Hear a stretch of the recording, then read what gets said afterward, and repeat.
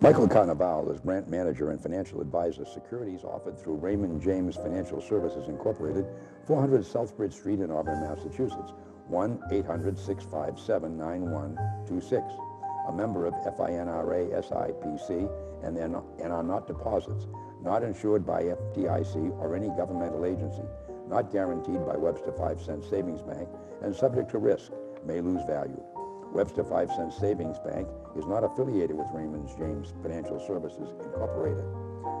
The information contained in this report does not purport to be a complete description of the securities markets or developments referred to in the material.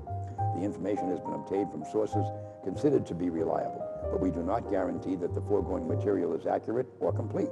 Any information is not a complete summary or statement of all available data necessary for making an investment decision and does not constitute a recommendation. Any opinions are those of Michael Carnevale and not necessarily those of RJFS or Raymond James. Expressions of opinion are as of this date and are subject to change without notice. Good afternoon, ladies and gentlemen. This is the Long Report, Conversations with Mike Carnevale, and he is going to tell us where we stand in the economy in the past month, and he is one happy guy. February was a good month, historically, February is not one of the better months. So, a month ago we said, well, if nothing really good happened, it wouldn't be a surprise. A lot of good stuff happened. Okay. Dow was up almost 2.5%, crossed 39,000 for the first time. Fourth straight month gain. And we broke a 13 leap day losing streak. So on leap day, traditionally, you're saying it tanks. Every leap day since 1972 was down. And this year, was up. You're doing the victory dance. Yep. The leap day victory dance. Yep. We won't make you actually do that on camera. Okay. We saw it before we went on when he was in the green room. A little practice. And it was, well, we'll move on. Yeah. We won't talk about it, right? But I mean, so not bad for a month that historically is usually not a good one. And the bonds. Rates have gone up a bit. Well, is that really a good thing? Cost of doing business a little higher? Well, I mean, I know the Dow going up is, yeah, I mean, I think it's probably not a good thing longer term if it persisted, but because the Fed wants to try to bring rates down. But they were up. I mean, a couple tenths of a point, so not really dramatic. And it was mainly the 30-year that was up. Okay. A lot of the shorter ones are starting to go down. Okay. So that's bringing that yield curve closer to being, positive, which is what you really want to see. It's still negative. It has been for a long time. Oh, since the Spanish-American Yeah. War, or so it feels. It does. Yeah. But it's slowly getting better. This is one of history's most optimistic guys I've ever met. All right, you can get into the technicals now. All right. The market, well, we just said it was a great February, so you would expect that the technical indicators aren't as good as they were a month ago, and that's true. 3 of the 4 that, I would look at are actually worse. So, again, that leads up to some caution for March, right? That maybe March is not going to be a great month. So you don't want to get overly enthusiastic about what happened in February and say, oh boy, this is going to continue. It may not, and if it doesn't, that's okay, because that's what the indicators said could happen. And that's one of the reasons why these indicators are good, because they kind of keep you sort of on an even keel. You don't let your emotions run away. Say, oh boy, last month the Dow was over 39,000. Oh, it's time to let's put more money in. When you say, well, let's see how this looks compared to other periods. Oh, geez, not as great. Okay, so maybe the market doesn't keep going up. And so if the market goes down, you don't bail out because the indicators have kind of hinted that maybe we're due for a break here, or a rest.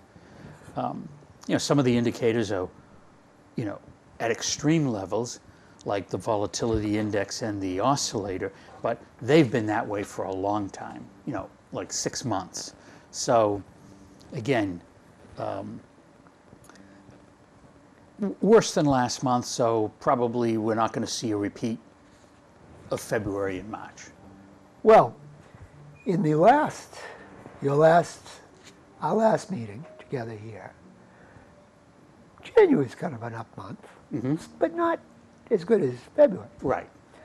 And your technicals improved, which would predict the way things are this month a bit.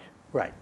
So we will be watching next month, because you're basically saying this will predict not a great March. Right. Okay. But I don't see anything there that's going to say, oh, this is going to, fall off a cliff. Okay. Maybe Fair enough. maybe it's down a little bit. Have we ever, we've been doing this one for a long time. Have we ever seen a fall off the cliff when we've been doing this? No, it's been a couple of years. Up and down, up and down. Yeah, it's been a couple of years since it's really 2022. So it's been over, almost a year and a quarter since we've seen it really tumble. Do you think we need another pandemic to make it, or earth-shattering something to make a real Yeah, it's fall off probably the going to be something that you can't predict. And with an election year, that could be anything. Hello. How are you? Right? Yeah. Well, such as. Let's give me a such, for instance. Either party's How's life? Is presumed candidate doesn't make it. that a falling off the cliff? I mean, because does that, what happened? I mean, we Well, it see depends like on who gets the who Republicans have replaced. traditionally gotten up, the market would go up a little, and the Democrat down a little. Now, everybody either hates Trump or is a fanatic. Right. Everybody in the Democratic Party pretend, other than since Gaza, but before that, everybody pretended at least to love Biden. So, an earth-shattering thing. We're living through 5 wars. Right. So well, I mean, I think that everybody was saying last year, and I even heard it as early as late as Monday. Oh well, it's an election year. And it hasn't had any effect on the market. So what would have an effect is if something other than what is assumed going to happen happens. well, I can predict something. Really, if this happens, it'll be monstrous. Go ahead. Joe Biden totally loses it tonight on the State of the Union and takes off his clothes. That's it. That would be a headline. That's what would I predict if it happened would be the game changer that everything would go off the cliff. My other prediction is that's not going to happen. All right. Well, I think I would not be surprised if something happened. Can you come up with something even more insane? Not including Trump or Biden. I would say a third party candidate. We already have one.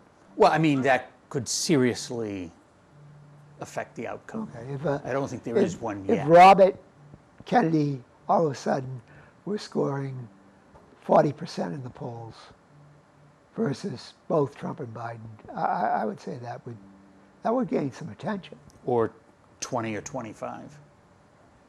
Is that enough? Might be. I mean, because there's a lot. there is dissatisfaction out there. Yeah.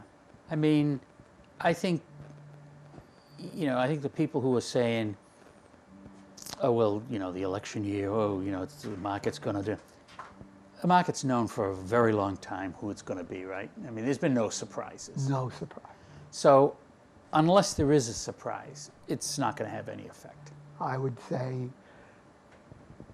that's all the time. So you're going to need either a third party candidate or one of these two established parties to drop out. Well, all right, the pandemic came out of nowhere, but it didn't come out at the speed of light. Right.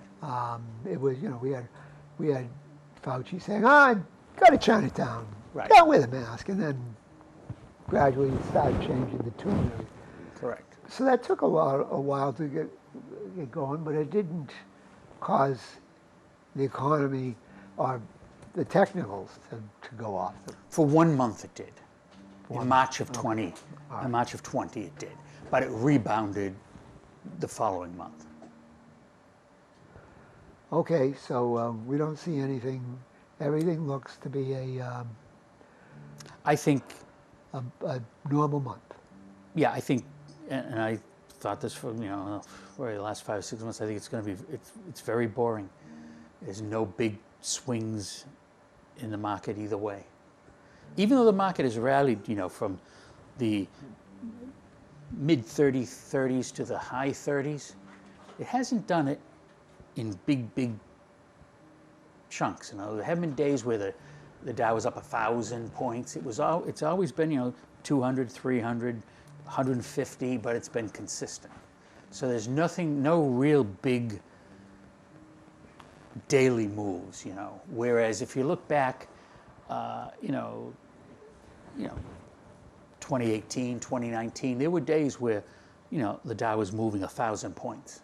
We haven't seen it in this rally over the last 4 months. And even so, even though as a percentage, 1,000 points would be much smaller. Correct.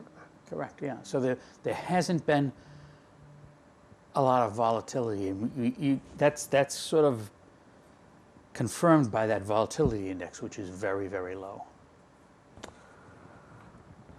So if there, ladies and gentlemen, if there is something huge that happens, we both didn't predict it. Correct. Okay. All right. The major news. I heard the IMF increased growth forecast of 2.9 up to 3.1.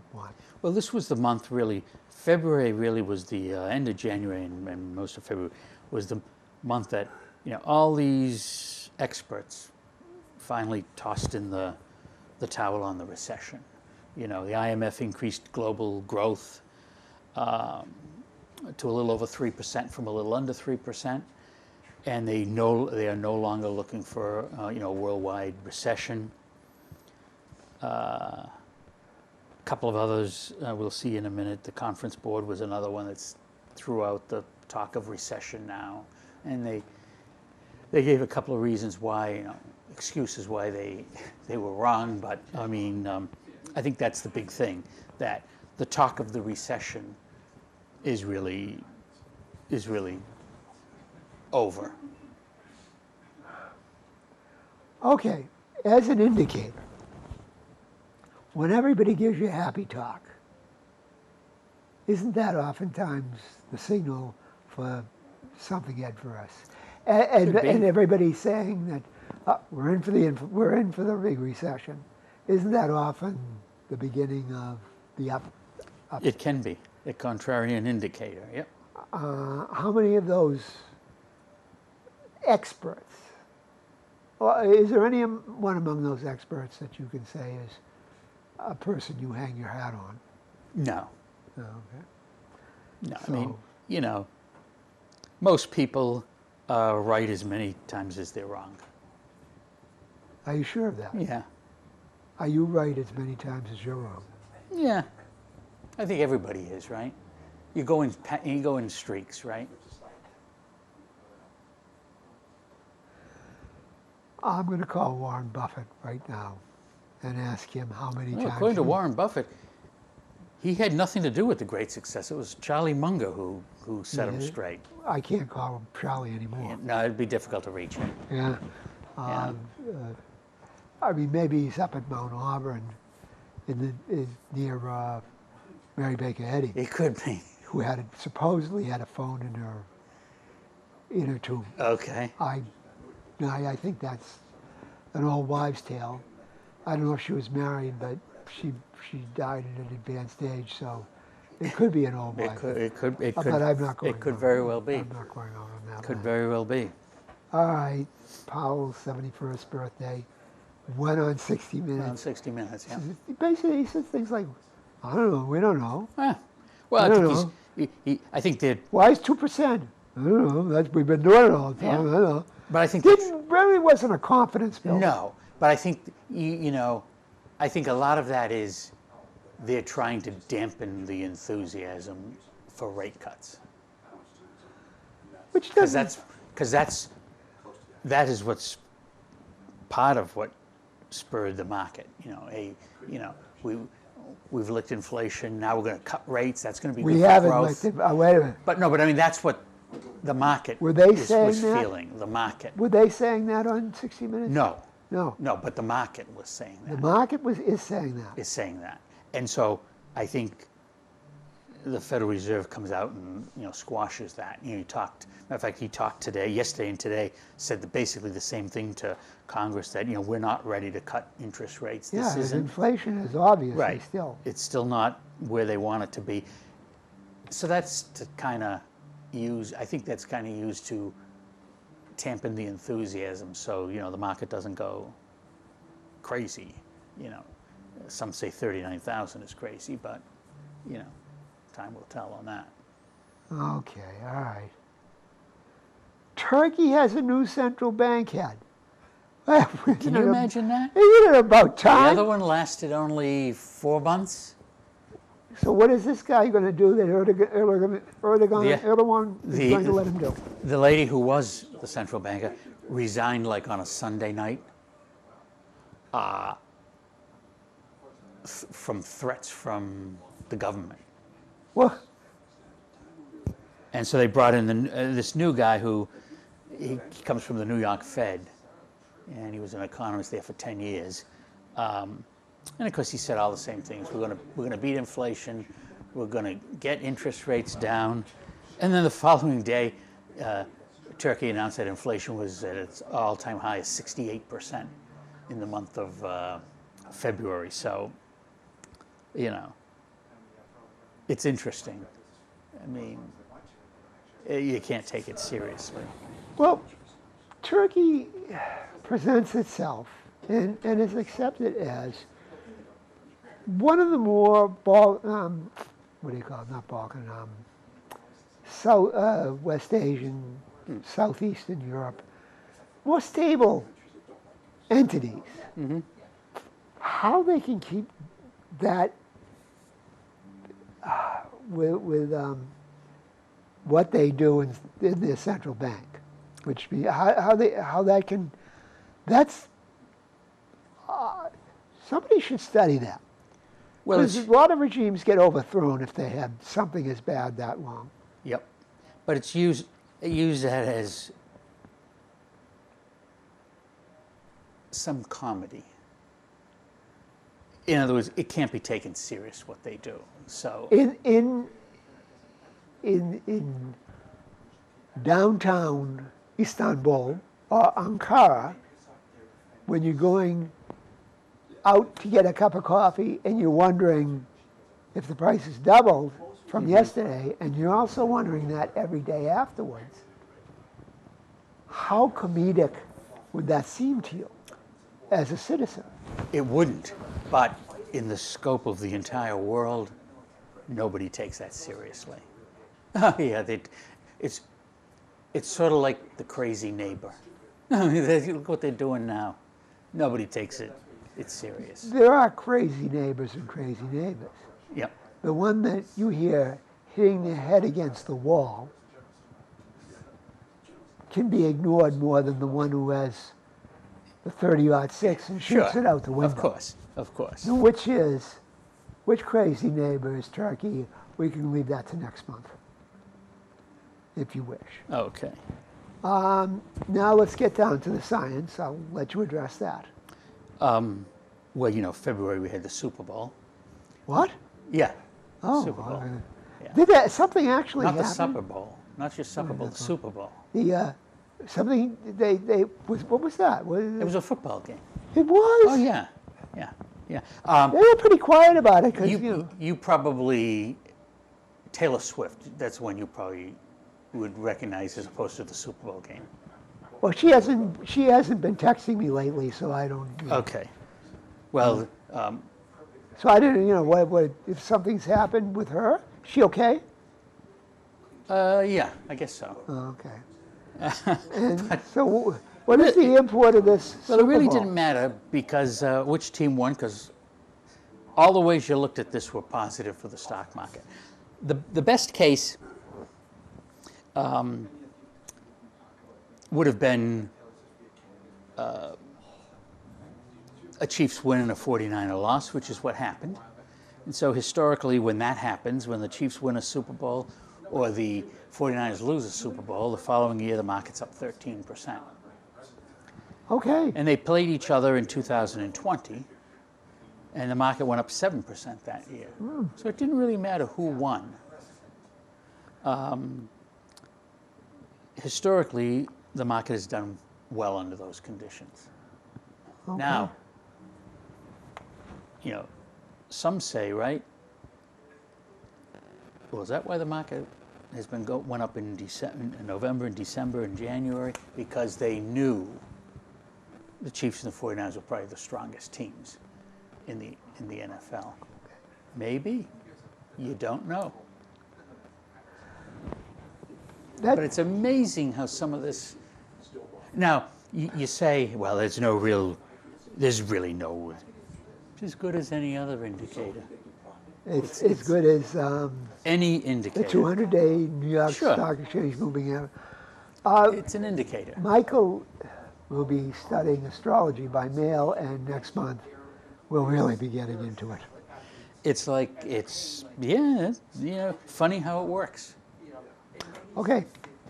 Now we get down to, again, we're looking at it because this is the paragraph with inflation, Yep. and it's up. It picked up a bit. It Yeah. really, really picked The up. rate of increase accelerated. And consumer prices up 3%, which means about 3.1 for the year. Right. Core, less food and energy, when the Fed looks at, up 0.4%. Right. 3.9 for the past year, percent for the past year.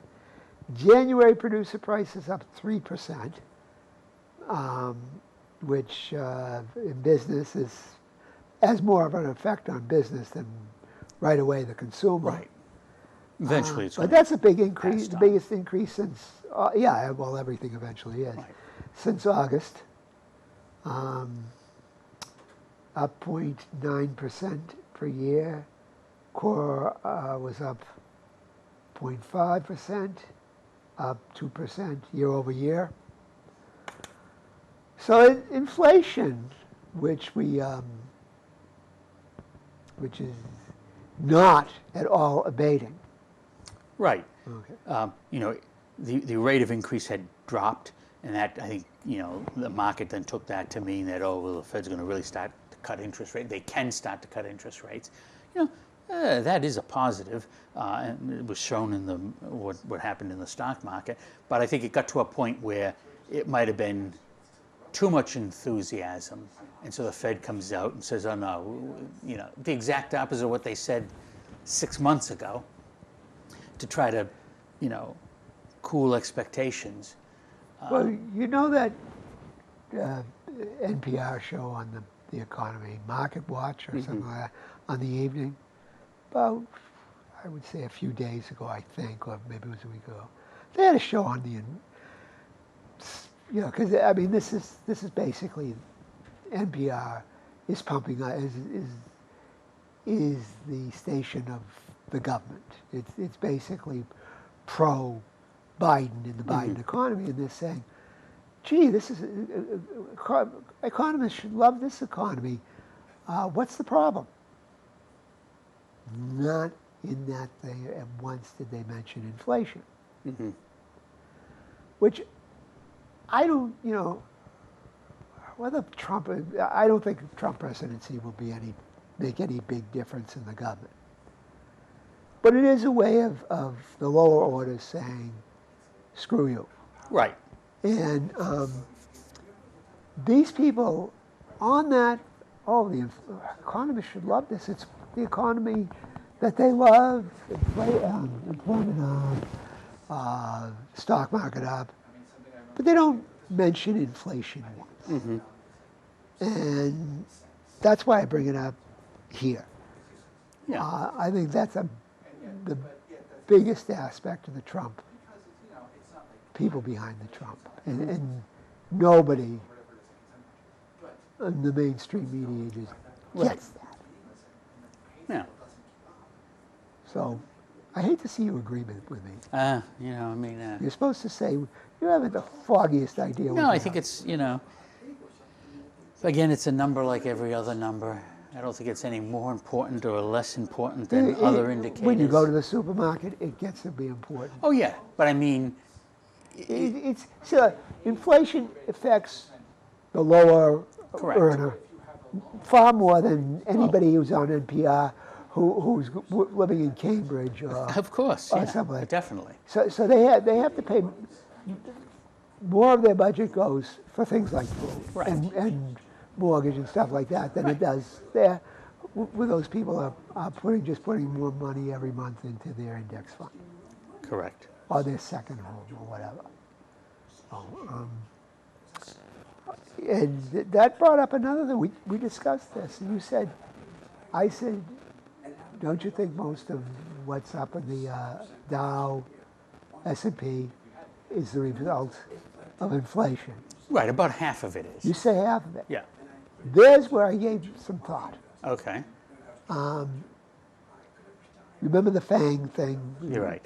And what are they calling them now? The big, you know, is it not- Magnificent the Seven. Magnificent Seven. Some call it the Six That's now. the place where the money is going. Right. Everything else, every other stock, probably, that's all inflation, not half. Right. So it's only a small number of stocks Oh, yeah. that are not reflecting I mean, inflation. you know, the S&P 500 over the past year has been unchanged if you take out those 7 stocks. Yeah. So everything eventually is a tale of inflation. And those big movers, 10 years from now, there'll be something else, and there'll be Some of them may not be around. yeah. If you looked at back in the 60s, there was a similar group that moved like that. yeah, What was it? IBM, Kodak, Polaroid, they're all gone. they're all gone. Zenith, they're all gone. So, I mean, IBM is still around, but a shell of what it once was. But, yeah, you know, Everything is inflation eventually. yeah. Yeah, there'll be a... He doesn't really want to agree. There'll with be a me. there'll be He's humoring me. there'll be a new development that will push these all aside. One would think. Yeah. I mean, you know, to date, probably Apple and Microsoft have been able to change with the times. Well, You know, Apple had the PC, then they pivoted to the phone, and Yeah. they pivoted to the other items. Microsoft, the same thing, right? Was able to pivot to different, and they're now in the cloud and whatnot. So, there's a few others that have you know, like, what's their name? Like Meta, which was Facebook originally. that's another one that's Wait, been how able long to do has it. that been around? Yeah, It's now getting older. older, yep. Yep. What was it? There's another one. Google. And to a lesser extent, Google, I think. That's been around since. It's been around, but it hasn't, you know, It's having a bump. Right. Amazon is the one that's been able to Amazon, yeah. move along. And, so that's the thing, if they can't reinvent themselves, then they'll fall like, like a Polaroid or a Kodak or a... Well, Polaroid, I think, it became irrelevant. I mean, once you have a cell phone, and to an extent Kodak, but Kodak also was just management looting the company. Yeah. That was... I mean, if anyone should have made it, it was Kodak. They had all the patents. Fujifilm's still around. Yep. Kodak isn't really. I mean, No. there's something It with the exists, but it's not real. what it... It's not real. No. Okay. No. And so we got to hurry up here. Leading economic indicators. Looked like they were going to turn positive in December. Unfortunately, it went the other way, negative again. Getting better, but it's been 23 months in a row where that index has been negative. And everybody's dancing about jobless claims and employment. Still fewer and fewer people losing their jobs, which is good, and more non-farm payrolls increasing, which is good. I Okay. think both of those things caused the conference board to think that you're not going to get a recession. So everybody was worried about a recession and got out of the market. They were wrong. Well, But they felt good saying it. so that we might have a slight bump in the road next month, but nothing. No, I don't think nothing anything really dramatic, Big. Nothing up dramatic. or down. No. So if the world ends before, then next first Thursday in April, don't blame us. Well, blame you. It won't matter. We won't be here. We won't be here anyway. And yeah. All right, this has been the Long Haul Report, Conversations with Mike Carnevale. See you next month.